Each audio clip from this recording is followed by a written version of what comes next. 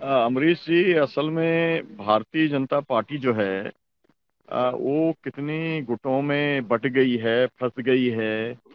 ये बात सामने आ गई है।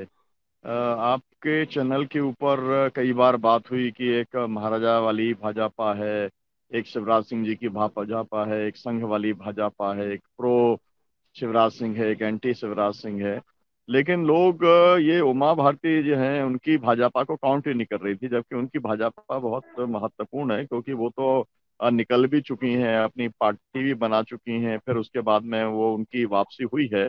और इसमें कोई शक नहीं है कि मध्य प्रदेश के लोग ये मानते हैं कि उमा भारती जो है उनके साथ में इनजस्टिस हुआ है। क्योंकि उन्हीं के नाम पर जो है एक बार सरकार बनी थी, और एक मुकदमा को लेकर के और बाकायदा उन्हें ढकिया दिया गया, उन्हें हटा दिया गया।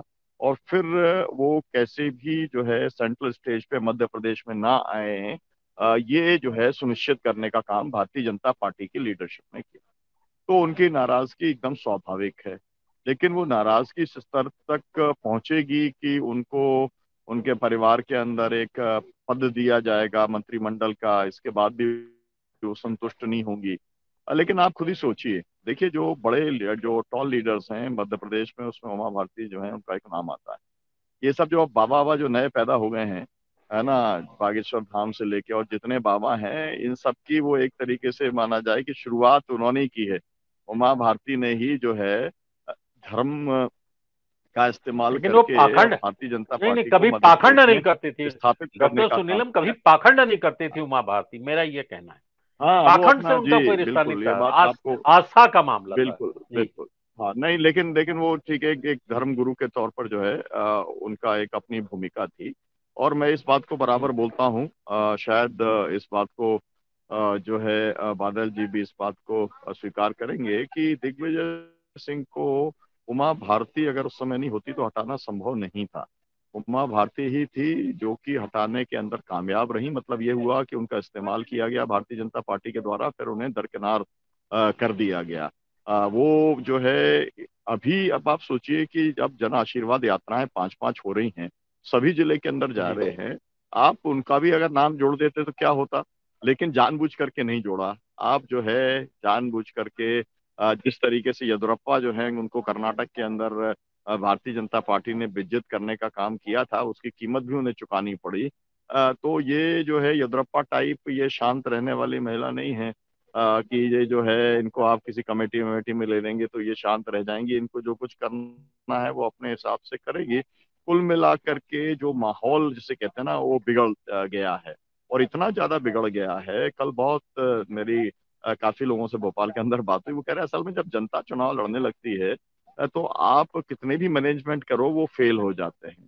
और ये वाली बात भी साफ है कि अगर भारतीय जनता पार्टी का माहौल अगर क्लियर कट होता और ये बात ग्राउंड से आ रही होती कि भारतीय जनता पार्टी मध्य प्रदेश में सरकार बना रही है, तब उमा भारती भी ये सब कुछ नहीं करती जो कुछ वो करने का काम कर रही हैं।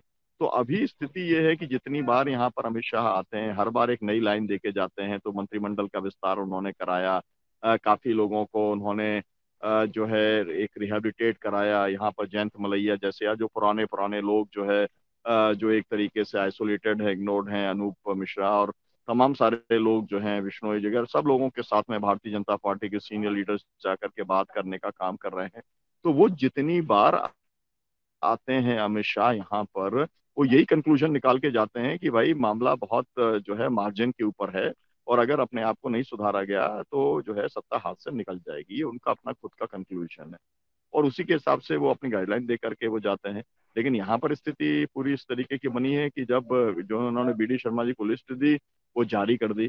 अब आप ये सोचिए, जब इन्होंने जो लिस्ट जारी की है, अब वो उनको टिकट अगर देते हैं तो ये वाली बात साफ हो गई कि भाई उमा भारती जी के 19 लोगों को टिकट दिया गया। अब जो है इसके अंदर उन्होंने ये भी कह दिया कि दूसरी लिस्ट भी मैं देने का काम करूंगी। तो सबकी अपनी अपनी लिस्ट है।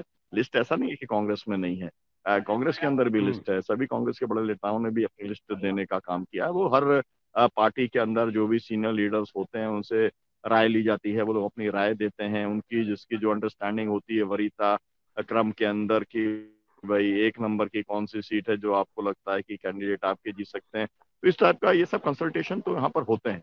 लेकिन ये मामला जो है अभी तक और तो किसी का नहीं हुआ कभी कि कैलाश विजयवर्गीय की लिस्ट जो है वो जारी हुई हो, या कांग्रेस के अंदर जो लोग हैं कि राहुल भैया की कोई लिस्ट जारी हुई हो। ऐसा तो कुछ नहीं हुआ, तो लिस्ट तो इन्हीं की जारी हुई है। तो मामला जो है वो अभी तक कंटेन नहीं कर पाई है भारतीय जनता पार्टी।